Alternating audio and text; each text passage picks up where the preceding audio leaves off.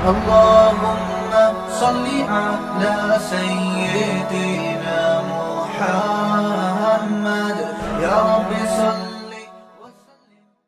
بسم اللہ الرحمن الرحیم. سورہ یونس کا رکوع نمبر 5 اور 11ویں پارے کا رکوع نمبر 10 آج میں اسٹارٹ کروں گا انشاءاللہ. بسم اللہ الرحمن الرحیم. سب سے پہلے اس کا لفظی ترجمہ مختصر گرامر کے ساتھ، پھر انشاءاللہ اس کی تفسیر.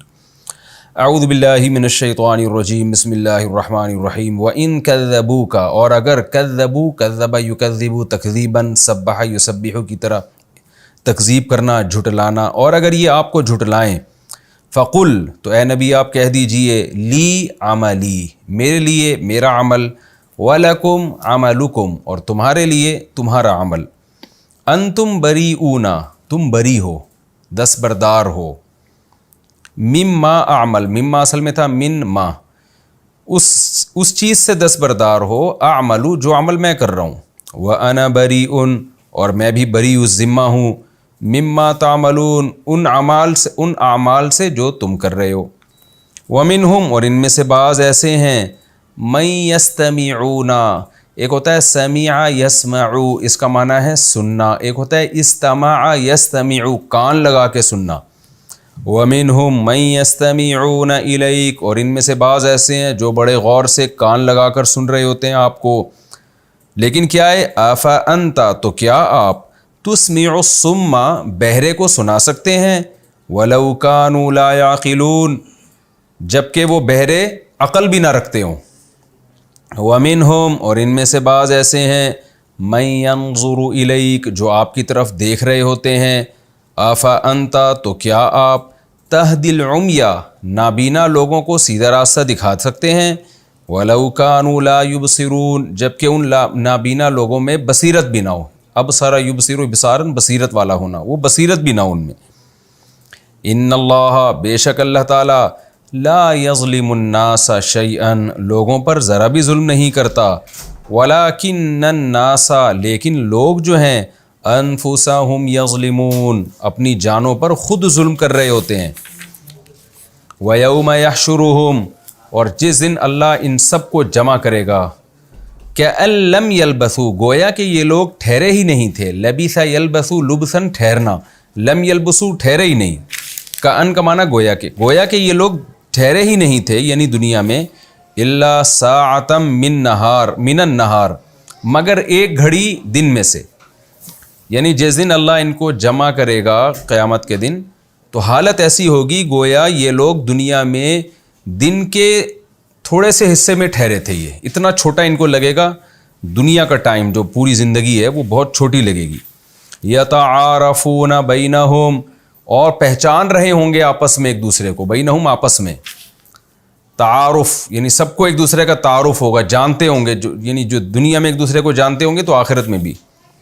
قد خسر الذین، تحقیق خسارے والے ہو گئے، الذین، وہ لوگ، کذبوا بلقاء اللہ، جنہوں نے اللہ کی ملاقات کو جھٹلایا تھا، وما کانوا مہتدین، اور وہ ہوئے ہی نہیں ہدایت یافتہ. مہتدی کا معنی ہدایت یافتہ ہونا، سیدھے راستے پہ وہ چلے ہی نہیں. وَإِمَّا، اور اگر، اما اصل میں تھا ان کا معنی اگر، ما زائد ہے اس میں تو ملا کے اما بنا دیا. وَإِمَّا، اور اگر، نُورِيَنَّكَ، ارا یری اراءتن، اصل میں تھا ارآیا یرئیو ارآین، اکرم یکرمو کی طرح پڑھا جاتا ہے ارا یری، اس کا معنی دکھانا. کئی بار یہ لفظ ڈیفائن کر چکا ہوں میں. وَإِمَّا، اور اگر، نُورِيَنَّكَ، نون تاکید کے لیے آخر میں لگا دیا، اگر ہم آپ کو دکھا دیں، بعض الذی نعیدہم، اس چیز کا کچھ حصہ، اس چیز کا بعض دکھا دیں، نعیدہم، جس کا ہم ان سے وعدہ کر رہے ہیں. وعدہ یوعدو کو پڑھا جاتا ہے وعدہ یعیدو، تو نوعدو تھا اصل میں، ہم وعدہ کر رہے ہیں، نعیدو پڑھا جاتا ہے. اگر ہم ان کو اس میں سے کچھ بعض حصہ دکھا دیں جس کا ہم ان سے وعدہ کر رہے ہیں، وہ وعدہ کیا کر رہے ہیں، عذاب کا.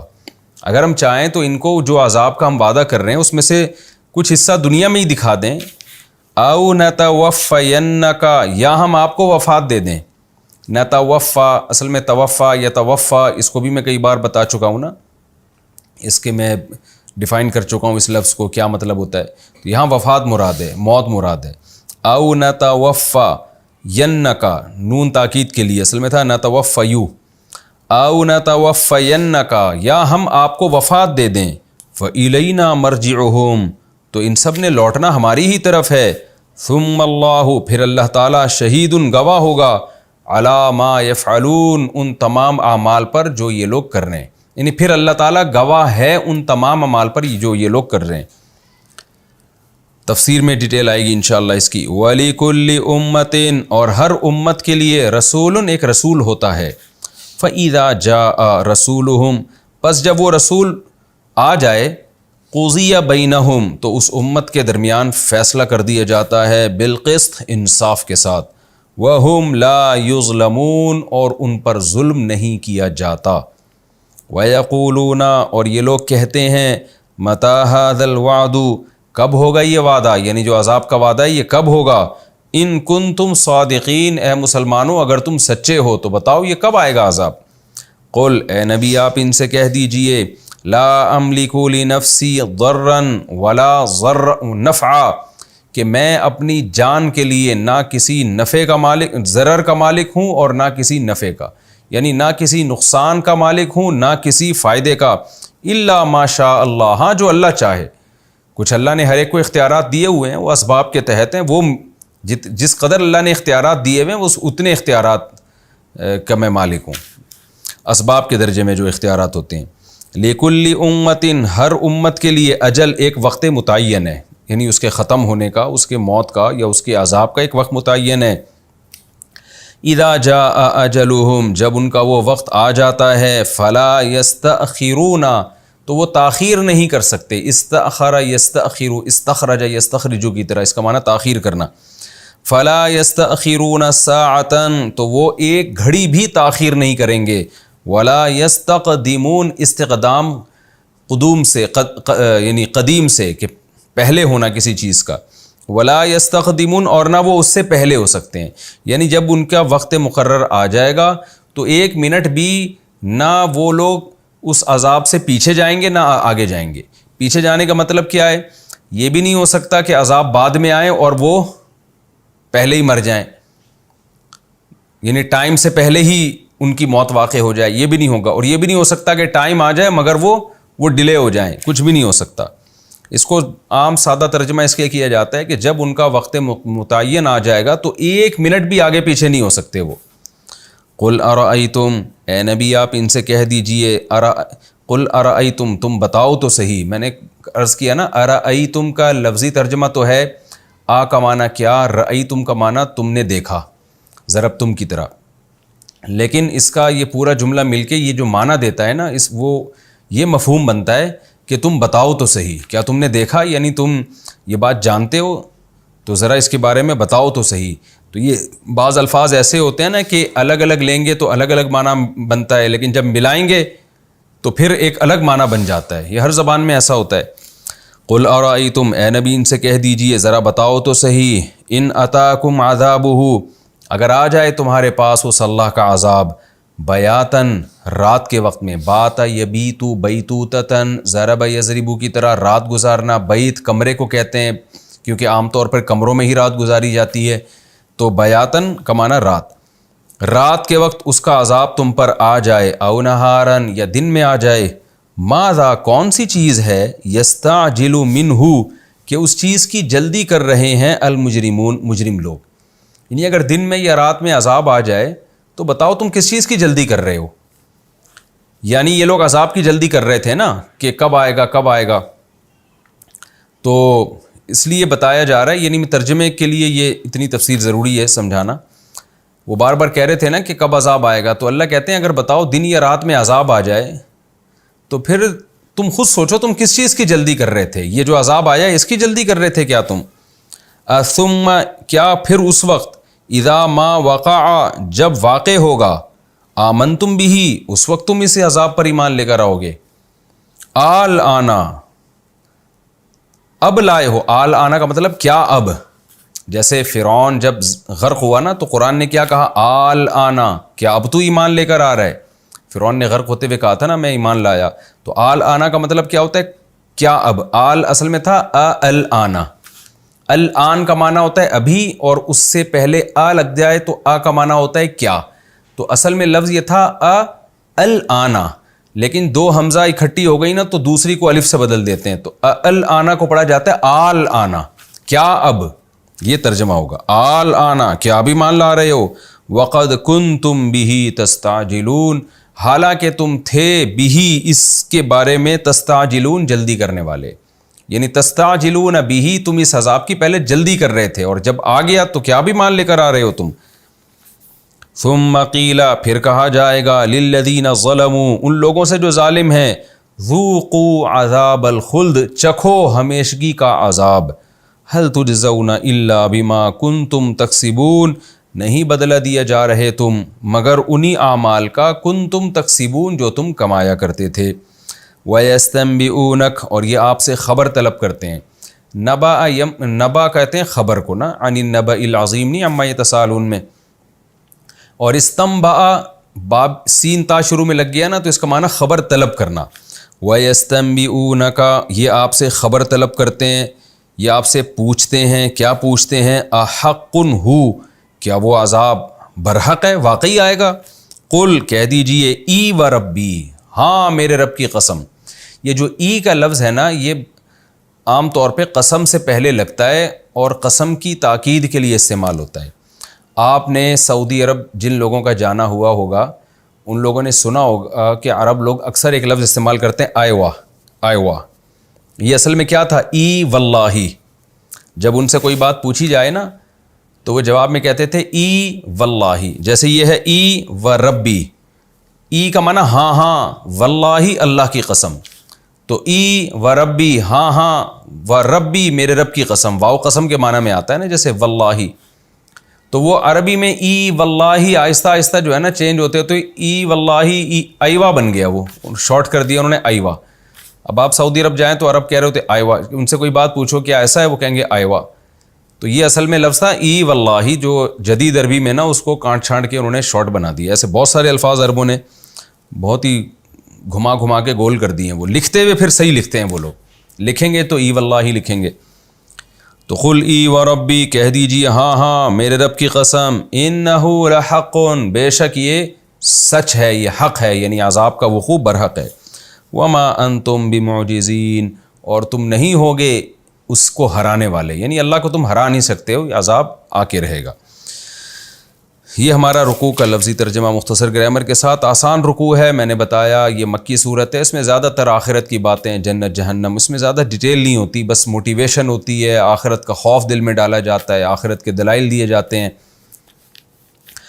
تو قرآن کہہ رہا ہے وَإِن كَذَّبُوكَ، اس سے پہلے رکوع میں قرآن نے دلائل دیے تھے کہ یہ اللہ کا کلام ہے. اگر تم یہ کہتے ہو کہ یہ نبی نے گھڑ لیا ہے تو تم بھی گھڑ لو، ساری دنیا کے انسانوں کو جمع کرو اور اس جیسی ایک صورت بنا کے لے آؤ. تو یہ کیسے پاسبل ہے کہ ایک شخص جو امی ہے، لکھنا پڑھنا نہیں جانتے، وہ ایسا کلام کر رہے ہیں کہ تمہارے سارے شاعر اس سے عاجز آ جائیں؟ یہ کیسے ممکن ہے؟ اور اسی پہ قرآن نے کہا تھا وَمَا كَانَ هَذَا الْقُرْآنُ أَن يُفْتَرَى مِن دُونِ اللَّهِ، یہ قرآن گھڑا جا ہی نہیں سکتا ہے، یہ تو تصدیق کر رہا ہے تورات اور انجیل کی. اس کے مضامین وہی ہیں جو تورات اور انجیل کے ہیں، یہ ایک ہی ذات سے نکلا ہوا کلام ہے. تو اس طرح پھر توحید کے دلائل دیے تھے پچھلے رکوع میں. ان دلائل کی اتمام حجت کے طور پہ اللہ تعالیٰ کہتے ہیں کہ ان سب باتوں کو سننے کے بعد بھی وَإِن كَذَّبُوكَ، اے نبی اگر یہ پھر بھی آپ کو جھٹلائیں تو آپ ان سے بحث ختم کر دیں. یہ ظاہر ہے مخصوص قسم کے مشرکین سے خطاب کا کہا جا رہا ہے، کیونکہ نبی نے پھر ان سے بحث ختم کر کے دوسروں سے شروع کر دی، ان کو سمجھانا شروع کر دیا. یعنی بتایا جا رہا ہے کہ ان پہ اپنا ٹائم ویسٹ نہ کریں، بلکہ آپ ان کو کیا کہیں وَإِن كَذَّبُوكَ، یہ سب کچھ سننے کے بعد بھی اگر یہ آپ کا انکار کریں فَقُلْ، تو آپ کیا کہہ دیں لی عملی، میرے لیے میرا عمل، وَلَكُمْ عَمَلُكُمْ، تمہارے لیے تمہارا عمل ہے. کیا مطلب؟ مجھے میرے عمل کے ساتھ چھوڑ دو، مجھے اپنی تبلیغ کرنے دو، تم اگر ایمان نہیں لاتے تو نہ لے کر آؤ، میں زبردستی نہیں کر رہا، لیکن مجھے زبردستی فورس نہ کرو کہ میں تبلیغ نہ کروں. میرے ایک کانسیپٹ ہے، میرا ایک نظریہ ہے، میری ایک رائے ہے اور میرا ایک عقیدہ ہے، تو میں اس کا پابند ہوں، میں تمہارے عقیدے کا پابند نہیں ہوں. تم اگر بت پرستی کر رہے ہو تو کرتے رہو. انتم بریئون مما اعمل، جیسے میں جو عمل کر رہا ہوں تم اس سے بری ہو, تم سے نہیں سوال ہوگا اس کے بارے میں کہ محمد صلی اللہ علیہ وسلم وہ بتوں کو کیوں نہیں پوچھتے تھے, محمد صلی اللہ علیہ وسلم توحید کا پرچار کیوں کرتے تھے, تو تم اس سے بری ہو, اس کی ذمہ داری تم پر نہیں ہے. وَأَنَا بَرِيءٌ مِّمَّا تَعْمَلُونَ, اور تم جو کچھ کر رہے ہو میں بھی اس سے بری ہوں, میں اس کا ذمہ دار نہیں ہوں. تم جو بتوں کی عبادت کر رہے ہو اور باپ دادا کی غلط رسومات میں پیروی کر رہے ہو, تو جیسے اس کا ذمہ دار میں نہیں ہوں تو ایسے ہی میں جو کچھ کر رہا ہوں تم بھی اس کے ذمہ دار نہیں ہو. تو پھر بحث کیسی ہماری؟ یعنی یہ جملہ اصل میں اس وقت کہا جا رہا ہے کہ بھائی تم بات نہیں مانتے تو ٹھیک ہے, تمہارا ایک کانسیپٹ ہے, لیکن میرا کانسیپٹ ہے تو میں تمہارا کانسیپٹ قبول کیسے کر لوں؟ اپنی رائے زبردستی مجھ پہ کیوں مسلط کر رہے ہو؟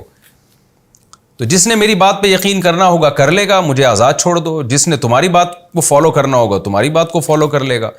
تو ہم دونوں ایک دوسرے کے عمل کے ذمہ دار تھوڑی ہیں, کیونکہ جب کوئی کسی عمل کا ذمہ دار ہوتا ہے نا تو پھر وہ روکنے کا اہل بھی ہوتا ہے. مثال کے طور پر آپ کے دفتر میں آپ کا ایک امپلائی ہے, وہ کوئی چوری کرتا ہے, تو آپ کا آفس اور آپ کے جو ہے نا وہ باس پہ بات آتی ہے, تو وہ کیا کرے گا کہ بھائی میں یہاں دفتر کے اندر جو کچھ بھی ہو رہا ہے میں اس کا ذمہ دار ہوں, یہاں کوئی غیر قانونی کام نہیں ہونا چاہیے, کیونکہ تم نے کیا تو جہاں تم پکڑے جاؤ گے میں بھی پکڑا جاؤں گا. تو ایسے موقع پہ اس باس کو یہ رائٹ ہوتا ہے کہ وہ اپنے ماتحت پہ سختی کرے. تو کوئی بھی ایسا کام جس کا اثر دوسرے پہ پڑ رہا ہو تو اس دوسرے کو یہ اجازت ہوتی ہے کہ دوسرے آدمی کو زبردستی روک لے. لیکن جب اثر نہیں پڑ رہا, جیسے آج بھی ہم کہتے ہیں نا بھائی ہندو اگر مندر میں جا رہا ہے, مسلمان مسجد میں جا رہا ہے, تو آپ نہ کسی کو مندر میں جانے سے روک سکتے ہیں زبردستی, نہ کسی کو مسجد میں جانے سے روک سکتے ہیں, اس لیے کہ دونوں ایک دوسرے کے عمل کے ذمہ دار تھوڑی ہیں.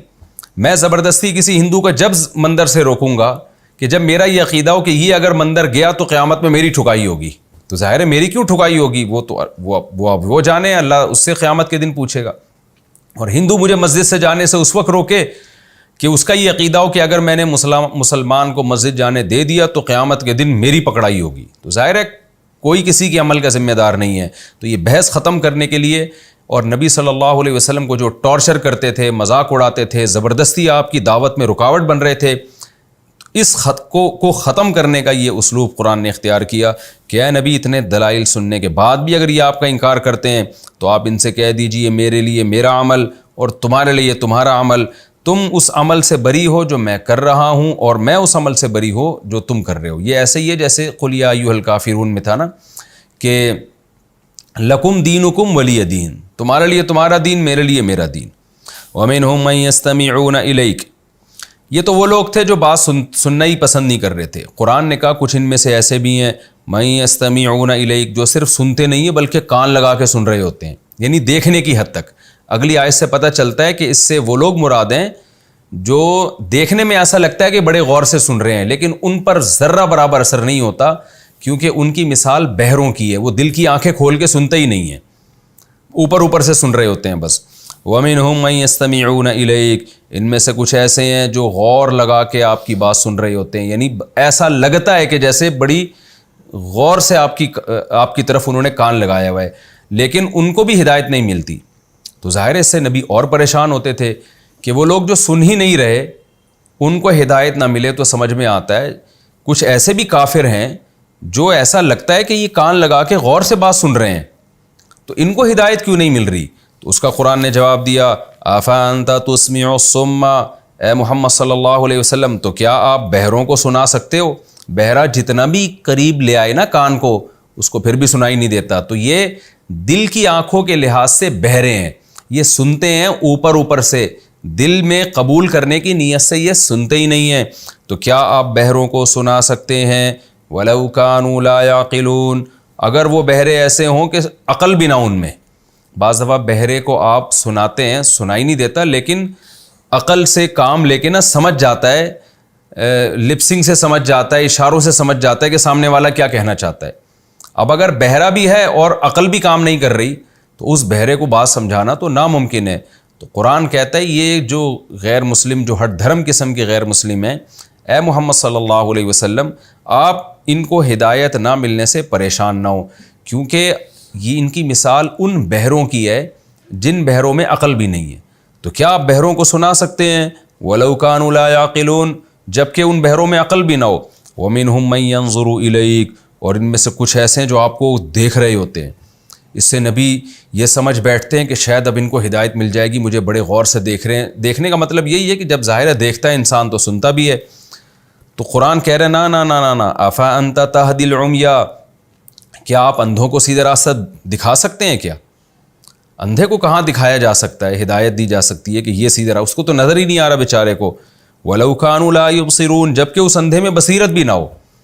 بعض دفعہ ایک شخص نابینا ہوتا ہے مگر اس میں اللہ نے دل کی آنکھیں ایسی اس کی کھولی ہوئی ہوتی ہیں کہ وہ بھی اشاروں سے اور کچھ اپنی چھٹی حص استعمال کر کے کچھ نہ کچھ ٹریس کر لیتا ہے کہ سامنے والا کیا دکھانا چاہ رہا ہے مجھے۔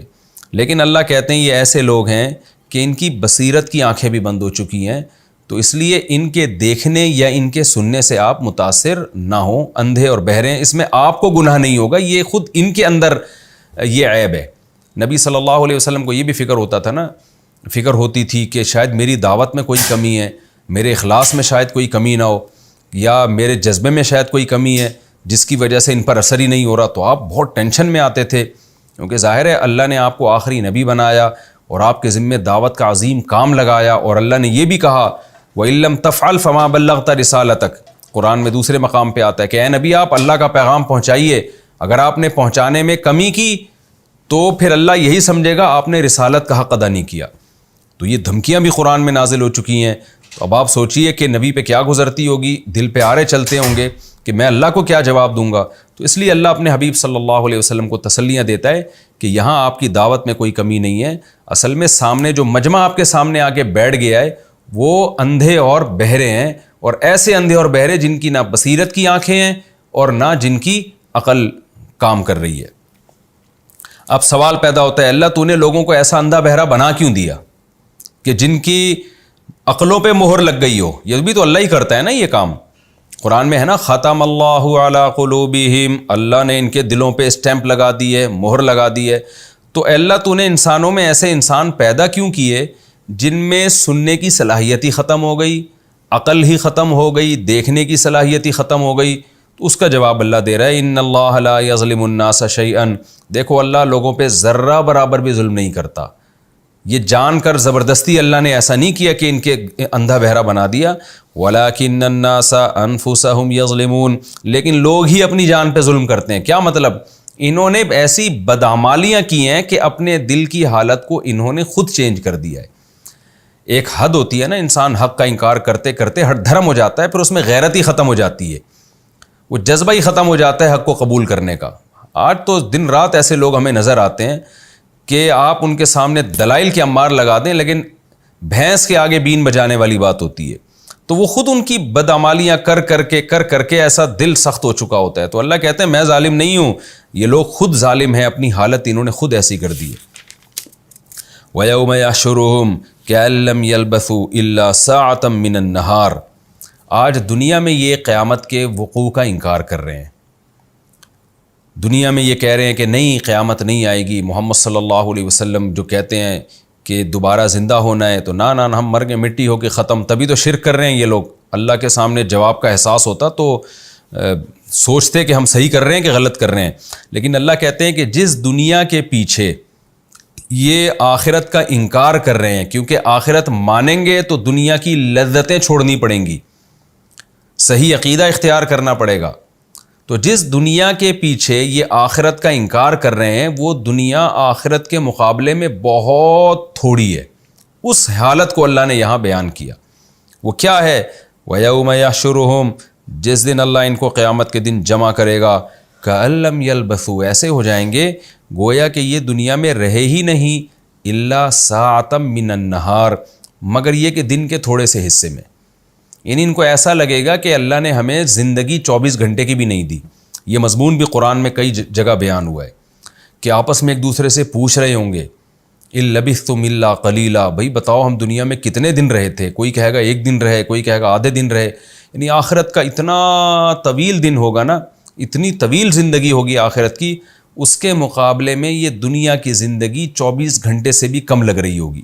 تو اس پہ ان کو حسرت ہوگی کہ اتنی چھوٹی سی حیات کے لیے، اتنی چھوٹی سی حیات اور زندگی کو بنانے کے لیے ہم نے اتنی بڑی آخرت کا کیسے سودا کر لیا۔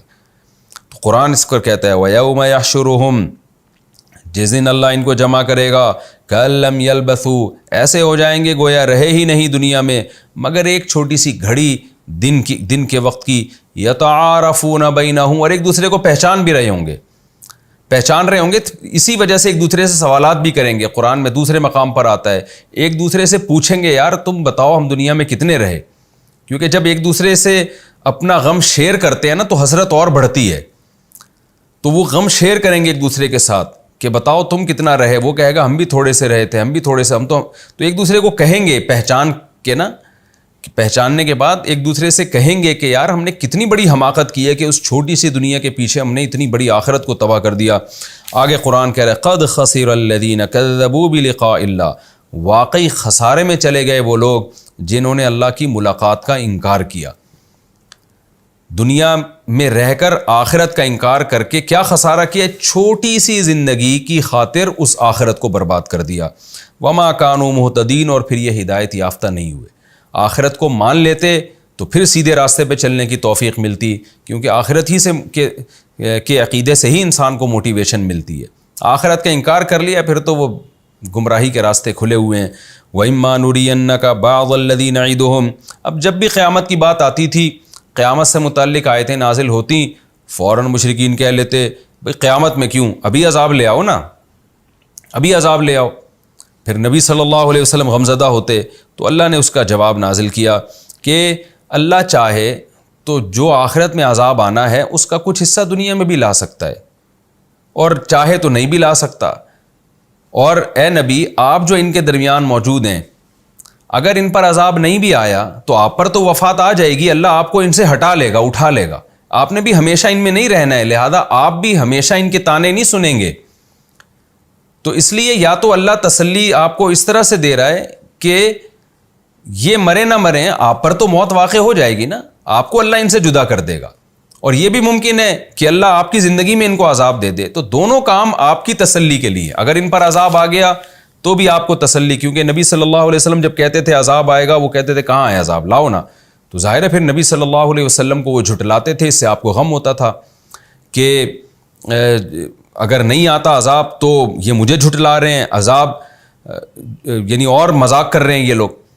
تو اللہ نے کہا کہ آپ ہمیشہ ان میں نہیں رہیں گے، آپ کو بھی اللہ اٹھا لے گا، اور یعنی اللہ چاہتا تو ان کو عذاب لائے گا، اس سے بھی آپ کا سچا ہونا ثابت ہو جائے گا، اور اللہ یہ بھی کر سکتا ہے کہ عذاب نہ لے کر آئے لیکن آپ کو اٹھا لے، جب آپ کو اٹھا لے گا تو پھر آپ کو یہ طعنے سننے کو نہیں ملیں گے، تو دونوں کام آپ کے لیے بہتر ہیں۔ تو ان دونوں میں زیادہ غور کرنے کی ضرورت نہیں ہے، اصل یہ ہے کہ لوٹ کر تو انہوں نے ہمارے پاس ہی آنا ہے۔ تو اے نبی صلی اللہ علیہ وسلم آپ کی موت واقع ہو یا نہ ہو، ان پر عذاب آئے نہ آئے، انجام یہ خود اپنی آنکھوں سے قیامت کے دن دیکھ لیں گے، اس دن فتح آپ ہی کی ہوگی، اس دن آپ ان سے کہیں گے دیکھو جس عذاب کا میں وعدہ کرتا تھا پورا ہوا کہ نہیں ہوا، تو رزلٹ آپ ہی کے حق میں ہے، لہذا آپ کو غمزدہ ہونے کی کیا ضرورت ہے۔ وَإِمَّا نُرِيَنَّكَ بَعْضَ الَّذِي نَعِدُهُمْ، اگر ہم چاہیں تو اے نبی ہم دکھا دیں آپ کو وہ بعض عذاب جس کا ہم ان سے وعدہ کر رہے ہیں، ہم آپ کو زندگی میں دکھا سکتے ہیں، أَوْ نَتَوَفَّيَنَّكَ، یا ہم چاہیں تو آپ کو وفات دے کے اپنے پاس بلا سکتے ہیں، لیکن فَإِلَيْنَا مَرْجِعُهُمْ، لوٹنا ان سب نے ہماری ہی طرف ہے، ثُمَّ اللَّهُ شَهِيدٌ عَلَى مَا يَفْعَلُونَ، پھر اللہ گواہ ہے ان تمام اعمال پر جو یہ کر رہے ہیں، تو اس کے حساب سے اللہ سزا دے دے گا، تو قیامت کے دن بالآخر فتح آپ ہی کی ہوگی، آپ کے سارے دعوے سچے ثابت ہو جائیں گے، تو آپ غم نہ کریں۔ اور اگلی آیت میں کیا کہا کہ رہا یہ مسئلہ کہ یعنی یہ جو مان رہے ہیں نا کہ عذاب نہیں آئے گا، تو اس کا قرآن نے اگلی آیت میں اور واضح انداز میں جواب دیا، وَلِكُلِّ أُمَّةٍ الرَّسُولُ، ہر امت کے لیے ایک رسول ہوا کرتا ہے، فَإِذَا جَاءَ رَسُولُهُمْ، جب وہ رسول آ جاتا ہے، قُضِيَ بَيْنَهُمْ بِالْقِسْطِ، تو اس امت کے درمیان انصاف کے ساتھ فیصلہ کر دیا جاتا ہے، وَهُمْ لَا يُظْلَمُونَ، اور ان لوگوں پر ظلم نہیں ہوتا، جتنا گناہ ہوتا ہے ویسی ہی سزا ان کو دے دی جاتی ہے۔ تو یہ فیصلہ ان کے درمیان جو کر دیا جاتا ہے یہ کبھی رسول کی زندگی میں ہوتا ہے، کبھی رسول کی دنیا سے جانے کے بعد ہوتا ہے۔ تو اے نبی آپ بھی تسلی رکھیے، آپ کو اللہ نے ایک امت کی طرف رسول بنا کے بھیج دیا، تو اب ان کا فیصلہ بھی اللہ کر دے گا۔ تو یہ جو کہہ رہے ہیں نا کہ فیصلہ نہیں ہوگا، ایسا نہیں ہے، اور اللہ نے کر دیا۔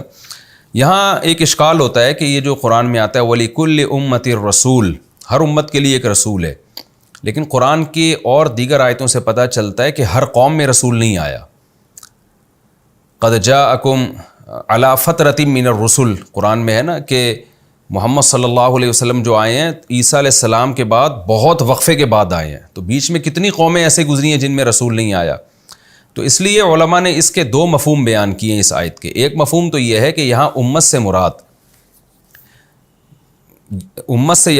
ہے کوئی مخصوص قوم مراد نہیں ہے، بلکہ بعض امتیں تو ایسی ہیں جن میں براہ راست رسول آئے، اور بعض ایسی ہیں کہ وہ رسول کے دنیا سے جانے کے بعد جو ان کی اولادیں پیدا ہوتی رہیں تو وہ بعد والے بھی اسی رسول کے پابند تھے۔ مثال کے طور پر آج کتنی ساری قومیں ہیں، امریکن بھی ایک قوم ہے، پاکستانی بھی ہیں، اور انڈین بھی ہیں، افغانی بھی ہیں، کتنی قومیں ہیں، لیکن ہم سب کے لیے محمد صلی اللہ علیہ وسلم ہے۔ حالانکہ وہ تو ہم میں نہیں آئے، لیکن کیا مطلب آنے کا کہ رسول جب 1400 سال پہلے آئے تو ان کی شریعت قیامت تک آنے والے انسانوں کے لیے، تو یہ تمام کے تمام انسان یہ ایک ہی امت ہیں، یعنی کیونکہ نبی صلی اللہ علیہ وسلم ہی کی امتی کہلائیں گے یہ سارے کے سارے۔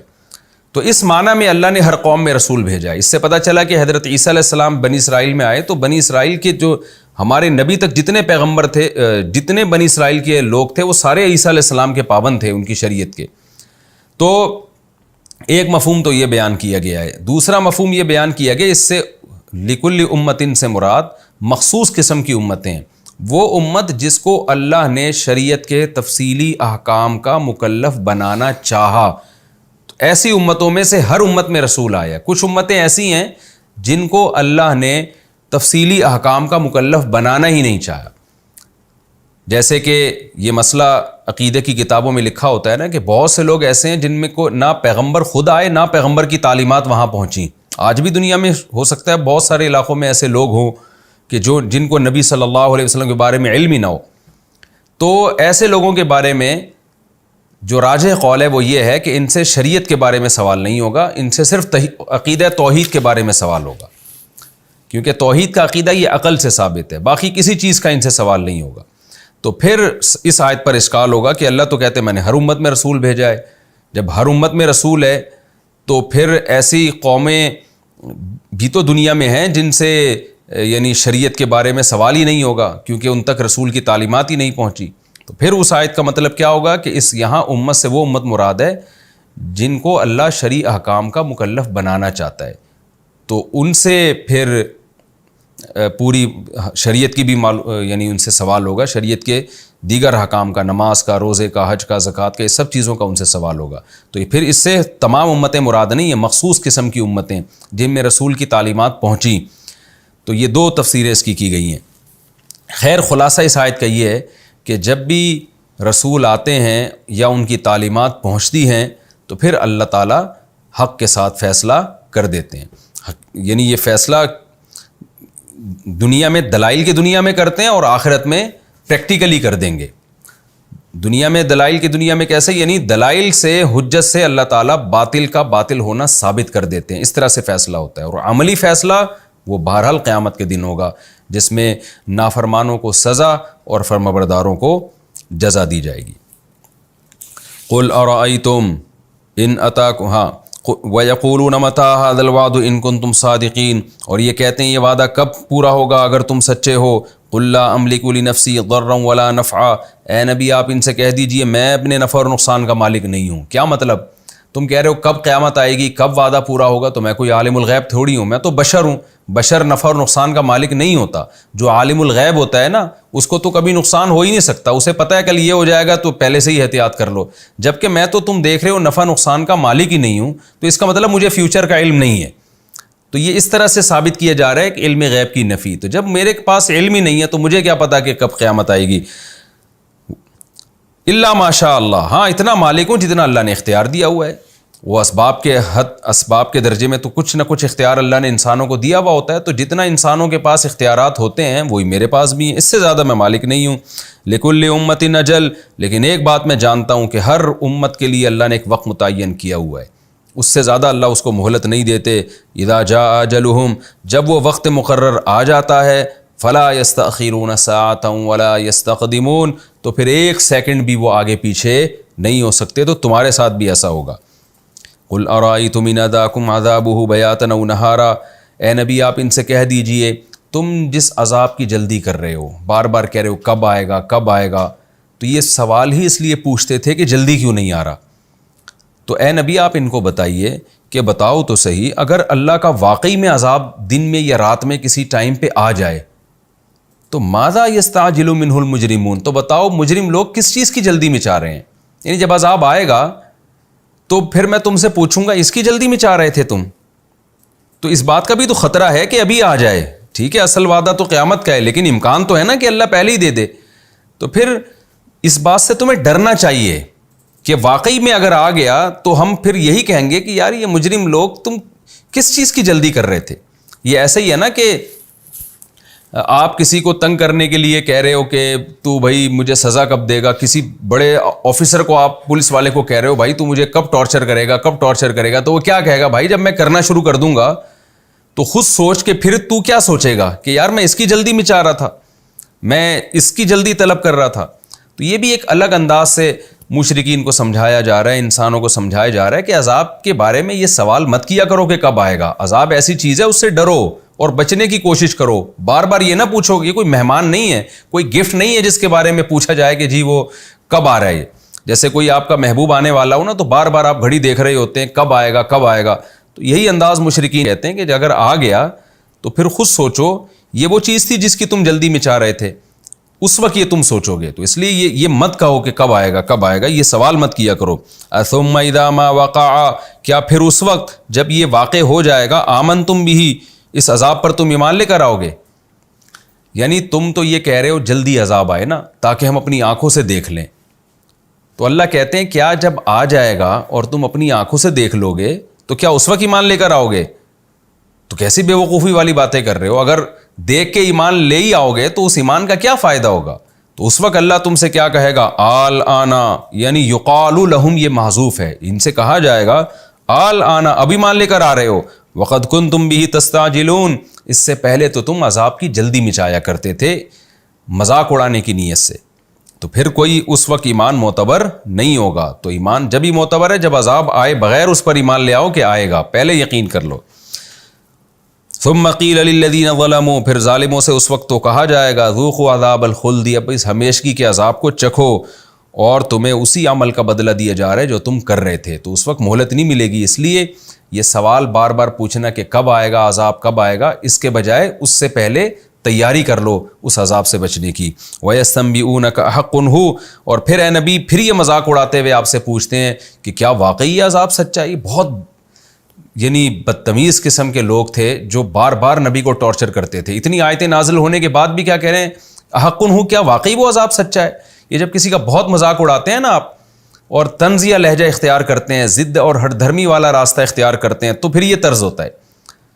تو اتنا کچھ کہنے کے بعد پھر وہ مذاق میں کہتے تھے احق ہو، کیا واقعی وہ سچا ہے. تو اے نبی آپ ان سے کہہ دیجئے ای و ربی، ہاں ہاں میرے رب کی قسم، انہ لحق، واقعی اس عذاب کا واقع ہونا سچا ہے. لیکن اب تم مذاق اڑا رہے ہو. وما انتم بمعجزین، جب آئے گا نا اس وقت تم اللہ کو ہرا نہیں سکتے. ابھی اڑا لو جتنا مذاق اڑانا ہے اور ایسے طنزیہ سوالات کرتے رہو بیٹھ کے، لیکن جب آئے گا اس وقت تم اللہ کو ہرا نہیں سکتے. یہ رکوع ہمارا کمپلیٹ ہو گیا، آسان ہے، اس کے خلاصے کی بھی کوئی خاص ضرورت نہیں ہے میرا خیال ہے. تو یہ تو ترغیب کی آیتیں ہیں، دل بنانے والی آیتیں ہیں. کیسے نبی صلی اللہ علیہ وسلم کا مکالمہ ہو رہا ہے مشرکین کے ساتھ، ادھر اللہ آیتیں نازل کر رہا ہے، ادھر مشرکین کے سوالات کو بھی اللہ قرآن کا حصہ بنا رہا ہے تاکہ ہمیں بھی پتہ چلتا رہے کہ کیسے کیسے ضدی اور ہٹ دھرم لوگ تھے، کیا کیا سوال کر رہے تھے، اور قرآن نے کتنے سیدھے اور سادہ صاف ستھرے انداز میں لوگوں کی مینٹل لیول پہ آ کے ان سے کلام کیا اور کیسے ان کو سمجھایا. اللہ تعالی ہمارے عقیدوں کو مضبوط کرے اور اس عذاب سے پہلے ہمیں اس عذاب سے بچنے کی تیاری کی توفیق عطا فرمائے. یہ ہمارا رکوع کمپلیٹ ہوا. انشاءاللہ اگلے ایپیسوڈ میں ہم سورہ یونس کا رکوع نمبر 6 اور 11ویں پارے کا رکوع نمبر 11 انشاءاللہ ہم اسٹارٹ کریں گے. اللہ تعالیٰ سمجھنے کی عمل کی توفیق عطا فرمائے. وما علینا الا البلاغ.